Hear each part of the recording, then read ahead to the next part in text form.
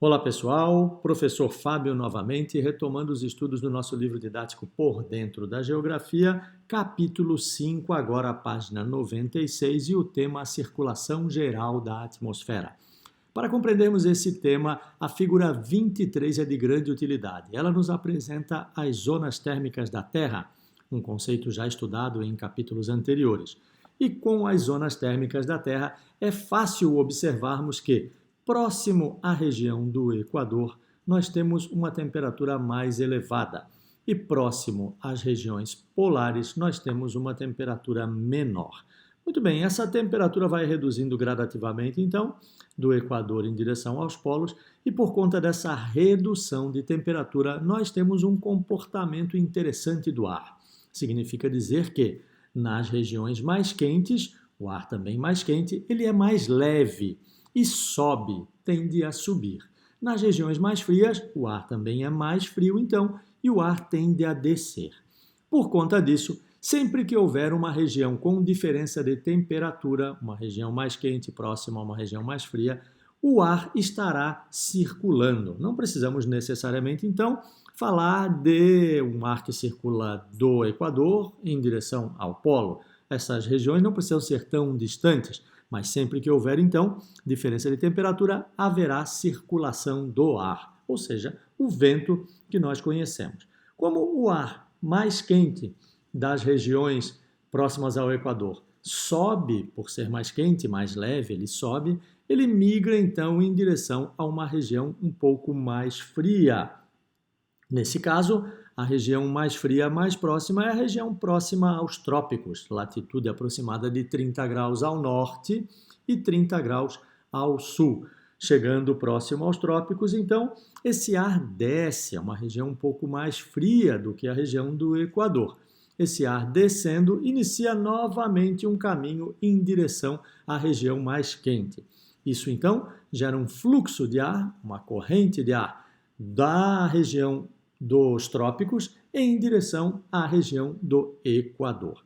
Esse fluxo atmosférico, esse vento que é criado, é chamado de vento alísio, são os famosos ventos alísios. O vento que tem a direção oposta é chamado de vento contralísio. Então, reforçando as duas principais informações para entendermos a circulação geral da atmosfera. A Terra possui diferentes temperaturas, próximo ao Equador, mais quente, próximo aos polos, mais frio. Nas regiões mais frias, o ar é mais pesado, mais denso. Isso gera uma maior pressão atmosférica. Nas regiões mais quentes, o ar é mais leve, menos denso. Isso gera uma menor pressão atmosférica. Essas diferenças, então, de pressão atmosférica geram a circulação do ar, chamada circulação atmosférica, e nós enxergamos isso diretamente aqui onde vivemos, prestando atenção nos ventos, certo? Bom, após estudarmos os elementos influenciadores do clima e também a dinâmica das massas de ar, a circulação atmosférica, fica mais fácil compreendermos o que os climas se distribuem de maneira irregular pela superfície terrestre. Assim como os climas, a população mundial, as diferentes sociedades, também se distribuem de forma irregular, convivendo com climas diferentes em todo o globo terrestre. Dessa forma, faz-se necessária a adaptação às diferentes condições do ambiente em que as populações residem. Essa adaptação acontece naturalmente entre os seres vivos. Por exemplo, as árvores possuem folhas mais grossas, mais cerosas, em ambientes à beira do mar. Já aquelas árvores de climas muito frios costumam ter um formato de cone, as chamadas coníferas, para evitar que a neve se deposite em suas copas. As árvores de regiões mais secas costumam ter os seus troncos mais retorcidos, uma casca mais grossa para protegê-las da ausência da água, para evitar que percam água, com a transpiração. Essas são adaptações naturais que acontecem nos vegetais, acontecem nos animais, por exemplo, os animais de clima mais frio, que possuem mais pelo, que hibernam no inverno, são adaptações que acontecem para garantir uma melhor sobrevivência, uma melhor convivência com o ambiente. Assim também, o ser humano, a sociedade, promovem as suas adaptações, algumas naturalmente, outras graças à inteligência do ser humano. Adaptações naturais, nós poderíamos citar aquelas que acontecem com os povos que vivem em grandes altitudes, como o caso dos nossos vizinhos aqui, da Cordilheira dos Andes, ou os tibetanos. Nessas grandes altitudes, como nós já estudamos, o ar é mais rarefeito, ou seja, a atmosfera possui uma quantidade de oxigênio menor do que aqui ao nível do mar. Por conta disso, as pessoas têm dificuldade de respirar. Então, esses povos que vivem nessas regiões, naturalmente, desenvolveram adaptações.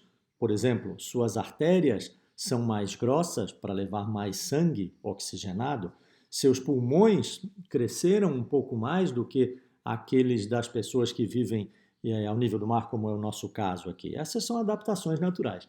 Mas outras adaptações são promovidas pela inteligência do ser humano. Poderia lhes citar a forma das construções. Imaginem que uma construção de clima frio tem diferenças para a construção de clima quente. A quantidade de janelas, por exemplo, num clima mais quente, nós precisamos de mais portas e janelas para permitir que o ar circule mais e a casa fique mais arejada.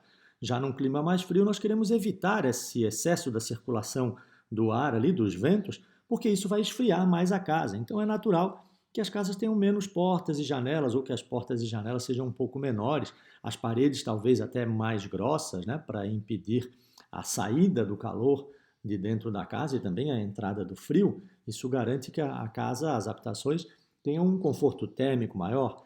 O formato dos telhados, a exemplo daquelas árvores coníferas, também em climas muito frios, os telhados costumam ser mais pontudos para evitar que a neve se deposite em cima dos telhados e com isso acabe promovendo a sua queda, né? O excesso de neve, muito peso sobre os telhados. Já nos climas mais quentes, isso não se faz necessário. E assim várias são as adaptações que a sociedade promove na sua forma de construção, na sua forma de vida, para se adaptar aos diferentes climas. Na questão da alimentação, nós temos grandes exemplos dessa condição de adaptação. Imaginem vocês que plantas de clima frio têm muita dificuldade de sobreviver em regiões quentes. Portanto, é necessário que as sociedades compreendam essa dinâmica agrícola para investirem o seu tempo nas plantas que são mais adaptadas com aquela região. E se houver necessidade de trazer uma planta exótica, uma planta de fora, ela precisa passar por um processo de adaptação também lento, né, durante alguns anos, alguns tipos de plantio, de forma a se promover ao surgimento de uma planta um pouco mais adaptada ao novo clima, seja ele mais frio ou mais quente. Isso acontece em várias sociedades ao redor do mundo.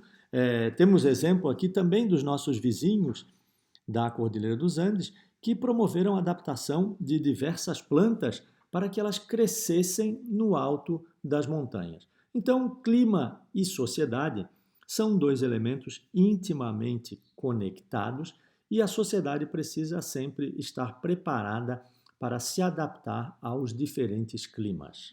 O próximo tema é o efeito estufa. Efeito esse que é uma condição natural do nosso planeta. Vamos utilizar a figura 26 para melhor compreendê-lo. Imaginem vocês aqui em cima o Sol irradiando uma certa quantidade de energia para a Terra. Essa energia nem toda alcança a superfície terrestre, uma parte já é bloqueada pela nossa atmosfera, mas essa parte que alcança a superfície terrestre vai aquecer o planeta, aquecendo de forma diferente as diferentes regiões. Nós já estudamos isso nas zonas térmicas da Terra, e aquecendo também de forma diferente a água e a terra. Bom, como nós já sabemos, num dia muito quente de verão, a areia da praia fica muito quente e às vezes não conseguimos nem pisar nela. Já a água se mantém mais fresquinha. Isso já é uma evidência de que a A areia da praia absorveu muito calor, enquanto a água refletiu grande parte dessa energia solar. Acontece que essa energia refletida, representada aqui por essas duas setinhas, a amarelinha e a vermelhinha, uma parte dela vai embora para o espaço, ou seja, atravessa novamente essa nossa camada de atmosfera e vai embora para o espaço. Mas parte dela não consegue atravessar essa camada de atmosfera e reflete novamente em direção à Terra, promovendo um zigue-zague aqui que segue até que essa radiação seja totalmente dissipada. O efeito estufa acontece justamente nesse momento da reflexão dessa energia de volta para a Terra. Se tivermos uma camada de nuvens ou uma camada de poluição muito grande aqui na atmosfera, essa radiação tem dificuldade de atravessar essa camada e ir para o espaço e acaba sendo refletida em quase sua totalidade de volta em direção ao nosso planeta. Esse movimento de vai e vem acaba provocando o aquecimento do planeta. Então, por que isso ocorre? Em virtude do aumento dessa camada de nuvens ou de poluição que bloqueia a passagem da radiação solar. Como nós já mencionamos, é um efeito natural. Aquele CO2 ali, por exemplo, que é um dos grandes gases causadores do efeito estufa, ele pode acontecer por conta de uma queimada natural, um raio, uma queimada natural. Mas a sociedade tem aumentado a velocidade de produção desses gases de efeito estufa de várias formas, né? Pelo uso de veículos, pelas fábricas, pela própria necessidade de queimada de algumas áreas para promover o plantio de alimentos para a população mundial, que é muito grande, pela própria grande produção de animais para o consumo humano, por exemplo, o gado, né? O efeito estufa também é produzido pelos animais, porque durante o seu processo digestivo eles também liberam gases que contribuem para o efeito estufa. Então, vários são os elementos que contribuem para o aumento dessa camada que evita a passagem da radiação solar de volta para o espaço, promovendo então esse sobe e desce dessa radiação residual, aquela que sobrou da primeira passagem do Sol, e essa sobe e desce acaba promovendo o aquecimento da superfície terrestre. Do quanto o clima é sensível a pequenas alterações. Estudamos diversos elementos que influenciam nos diferentes climas da superfície terrestre, entendemos a dinâmica da atmosfera, da circulação do ar e já compreendemos a existência do efeito estufa. Dessa forma, fica mais fácil compreendermos o impacto que pequenas mudanças podem causar no clima de forma global. Mas precisamos entender que essas mudanças elas podem ajudar uma região e podem prejudicar outra região. Imaginem vocês que regiões de climas muito frios, se sofrerem um pequeno aquecimento, podem ficar mais agradáveis para a vida. Já regiões de climas muito quentes, com um pequeno aquecimento, podem se tornar quase impraticáveis para a vida humana. Também essas pequenas mudanças de temperatura, como nós já sabemos, podem influenciar a dinâmica das massas de ar. Influenciando a dinâmica das massas de ar, nós podemos ter impactos diretos na quantidade de chuva nas diferentes regiões, ocasionando talvez o surgimento de um deserto numa região onde ele não existia ou o nascimento de uma nova floresta numa outra região. Todas essas são consequências de pequenas mudanças em alguns fatores influenciadores do clima e que podem acabar provocando uma mudança de ordem global. Um dos principais temas discutido nessa mudança climática é a elevação dos níveis dos oceanos, que também podem ocorrer, imaginem vocês, que uma grande quantidade de gelo das montanhas sendo derretida e escorrendo para dentro dos oceanos pode provocar uma alteração no nível dos mares. Essa alteração até já vem acontecendo, algumas regiões já se tem evidência concreta de que o nível dos mares aumentou e com o aumento do nível dos mares, algumas sociedades que vivem à beira do mar estão sendo bastante prejudicadas. Por outro lado, imaginem vocês que as regiões próximas ao Ártico, no hemisfério norte, que possuem uma grande parte de suas terras congeladas e também uma grande parte dos mares ao seu entorno congelados, havendo o degelo dessas regiões, esse espaço que não possui mais gelo pode ser usado para navegação e, consequentemente, levar cargas de um lado para o outro, ou seja, auxiliar nos meios de transporte. Então, precisamos entender que, mesmo prejudicando um lado do globo terrestre, essas alterações podem beneficiar outro lado do globo terrestre. Mas a grande questão é, as populações hoje existentes estão adaptadas a essa condição e, havendo uma mudança, precisará haver uma grande revolução na forma de viver nessas regiões. Muitas pessoas serão impactadas, muitas pessoas poderão morrer.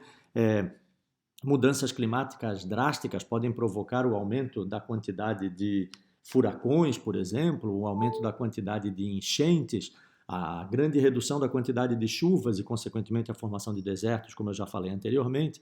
Então, são detalhes pequenos que podem acontecer e que geram consequências muito grandes na sociedade de forma geral. Dentro das cidades, nós temos inúmeros motivos para enxergar essa mudança do clima, né? A quantidade de áreas devastadas e cobertas com cimento, com asfalto, com construções, por exemplo, ela naturalmente já gera uma mudança climática nas cidades. Não é à toa que, se vocês saírem da região em que moram, que é uma região provavelmente bastante urbanizada, e forem em direção a uma região menos urbanizada, ou seja, um campo, um sítio, uma região mais interiorana, no mesmo dia vocês vão observar diferença de temperatura, diferença de sensação dessa temperatura. O mais comum é que as regiões mais afastadas da cidade tenham temperaturas um pouco mais amenas, mais agradáveis, e as regiões aqui no centro das cidades, principalmente no verão, sejam muito quentes, né? Porque toda essa quantidade de obras acaba absorvendo muito o calor do sol e provocando o aquecimento dessas regiões. Imaginem vocês a temperatura do asfalto, né? Durante um dia quente de verão. Experimentem tocar o dedo nele. É parecido aí com a temperatura da areia da praia. Bom, o que precisa ficar claro é que essas mudanças acontecem devido a pequenas variações de um ou outro daqueles elementos que nós vimos, mas essas pequenas variações podem causar grandes impactos do ponto de vista global. E todos nós, de uma maneira ou de outra, estamos envolvidos nessa condição. Porque, por exemplo, quando pegamos um transporte público, um ônibus, para sairmos de uma região e ir até outra, nós também estamos contribuindo com o efeito estufa porque estamos utilizando aquele tipo de transporte. Por conta disso, novas tecnologias estão sendo desenvolvidas, principalmente nos meios de transporte, né? Utilizando carros elétricos ou movidos a energia solar. Mas, por outro lado, precisamos entender também que uma boa parte da energia elétrica utilizada por nós hoje ainda vem de uma usina termoelétrica, que é uma usina que acaba queimando carvão ou petróleo para produzir energia elétrica. Então, estamos numa situação muito complicada, né? É difícil decidirmos por esse ou aquele caminho, sabendo que, mesmo utilizando energia elétrica, essa energia elétrica hoje em dia, na sua grande parte no Brasil, ainda é produzida utilizando fontes fósseis e que acabam contribuindo com o aumento do efeito estufa. Então, uma situação bastante delicada. Lembre-se, são pequenas alterações que promovem grandes mudanças do ponto de vista climático global. Essas grandes mudanças podem favorecer uma sociedade e podem prejudicar bastante uma outra sociedade, ok? A seção Olhar Cidadão nos apresenta uma discussão sobre cidadania e mudança climática, apresentando pequenas mudanças que nós, cidadãos, podemos promover para reduzirmos o impacto das nossas ações nessa questão de alteração climática. Nós poderíamos citar vários, vamos aproveitar a imagem do ônibus aqui para discutir a questão do transporte. Imaginem vocês que um ônibus pode levar, digamos, 40 pessoas. Um automóvel levaria 4 pessoas, digamos assim. Então precisaríamos de 10 automóveis para levar a quantidade de pessoas que um ônibus só leva. Acontece que 10 automóveis poluem muito mais do que um único ônibus. Portanto, seria mais coerente utilizarmos um ônibus ao invés de 10 automóveis. Mas precisamos entender que outras questões estão relacionadas a isso. Por exemplo, nem todas as estradas que um automóvel circula, um ônibus consegue circular. Portanto, as estradas também precisariam ser adaptadas aos ônibus, melhor adaptadas. Por exemplo, uma pessoa talvez não deixasse de andar no seu automóvel com todo o conforto e com ar-condicionado e podendo ir para onde quiser na hora que quiser, para andar num ônibus que talvez não tivesse o conforto do seu automóvel ou um ar-condicionado, ou que tivesse horários muito restritos e destinos também muito restritos. Por conta disso, diversas alterações são necessárias para que as pessoas migrem da forma de transporte utilizando os automóveis para uma forma de transporte privilegiando os meios, os transportes públicos, transportes coletivos. Além disso, poderíamos citar uma redução de peso, por exemplo, dos veículos. Um veículo mais leve, ele deve consumir menos combustível do que um veículo mais pesado. Então, o desenvolvimento de materiais mais leves ou de conceitos, formatos de automóveis mais eficientes seria uma outra opção. Além disso, poderíamos pensar também na alteração do tipo de combustível utilizado, né? Então, já temos alguns veículos utilizando a energia solar. Essa energia solar, então, que seria convertida diretamente em energia mecânica para movimentar os veículos. Precisamos entender também que muitos veículos hoje utilizam já energia elétrica, porém essa energia elétrica, como já falamos, acaba sendo produzida numa usina termoelétrica, ou seja, uma usina que converte, queima carvão mineral ou petróleo, gerando gases do efeito estufa, para produzir energia elétrica. Então vem aquela questão na nossa cabeça: o quanto estamos realmente contribuindo, já que estamos gerando energia elétrica com base na queima de combustíveis fósseis. Enfim, diversas ações relacionadas aos transportes públicos poderiam ser tomadas, muitas delas partiriam de nós, da sociedade, né? Apenas pequenas mudanças de hábito que contribuiriam para a redução da velocidade dessas mudanças climáticas, sabendo que as mudanças climáticas têm um conceito também natural e que elas acontecem ao longo da história do nosso planeta Terra. Acontece que a grande interferência da sociedade, a grande produção de gases do efeito estufa, tem acelerado essas mudanças climáticas e causando impactos muito grandes nas sociedades. Bom, ficamos por aqui. E na próxima aula discutiremos a hidrografia, os rios, ok? Um grande abraço e até a próxima.